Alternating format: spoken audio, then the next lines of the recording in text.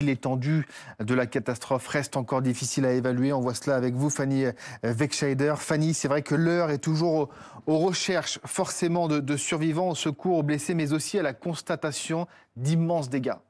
Dégâts principalement évidemment en Birmanie, c'est là qu'est situé évidemment le barycentre de ce qui s'est passé hier, cet épicentre ici près de la deuxième ville birmane, Mandalay, pas très loin non plus de la capitale Naypyidaw. Hier 7,7 sur l'échelle de Richter et évidemment 6 régions concernées par l'état d'urgence. Le chef de la junte militaire qui a lancé un rare appel à l'aide internationale et cette situation aujourd'hui avec ce bilan qui s'alourdit d'heure en heure, 1644 morts au moins, provisoires toujours, plus de 3400 blessés, plus de 130 également personnes disparues, mais tout de même ce petit miracle et c'est ça qui redonne de l'espoir dans les recherches qui sont toujours entreprises aujourd'hui. Regardez cette femme, elle a 30 ans, on est à Mandalay, donc dans cette deuxième ville de la Birmanie, elle a pu être secourue dans les décombres de cet immeuble d'habitation de 12 étages qui s'est effondré, dans lequel plusieurs dizaines de personnes sont toujours ensevelies.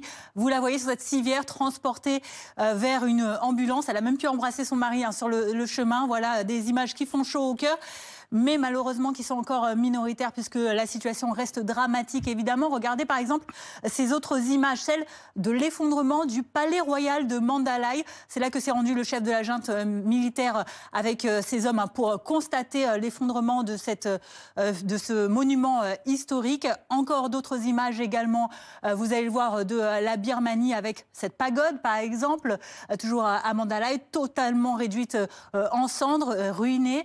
D'autres images également, vous allez voir de la situation toujours catastrophique qu'ont vécu des moines dans la rue qu'ils ont pu filmer avec cet effondrement sous leurs yeux de cet autre immeuble d'habitation, des immeubles qui sont toujours fragilisés. S'ils ne sont pas totalement effondrés, ils sont encore très fragiles et ils menacent encore. La menace est bien présente encore aujourd'hui. Vous voyez sous un autre angle ces immeubles qui s'effondrent. Une situation catastrophique avec ici, vous voyez, d'autres édifices également totalement détruits. Et ici, dans la capitale, ces routes totalement éventrées, le bitume ouvert, ces embouteillages, ces voitures totalement bloquées ou encore ces immeubles qui continuent de menacer de s'effondrer. Terribles dégâts également, Fanny, dans les pays voisins où la secousse a aussi été violente. Oui, en Thaïlande notamment, on en parlait avec cet emblématique maintenant immeuble en construction de 30 étages qui s'est effondré. Regardez ces images aériennes qui montrent un trou béant à l'heure actuelle. Et toujours ces recherches qui sont entreprises pour retrouver des survivants. À l'heure actuelle, il y aurait au moins 8 morts, 79 disparus et heureusement des images de drones à imagerie thermiques ont permis de déceler une trentaine de preuves de vie, de signes de vie. Mais vous le voyez, les images sont dramatiques et évidemment avec cette situation en Thaïlande à Bangkok.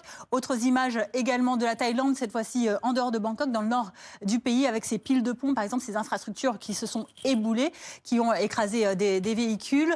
Voilà pour la situation, ou encore de cet hôpital de Lampang où eh bien, on a dû évacuer les malades, vous allez le voir tout à l'heure, avec ces murs qui s'effondrent. Et ici, on est en Chine maintenant, où là aussi, à Ruili, dans la province du Yunnan, à la bordure de la Birmanie, et bien là aussi, la télévision fait état de ces éboulements. Merci beaucoup, Fanny. Images sidérantes. On y revient dans un instant, mais avant cela.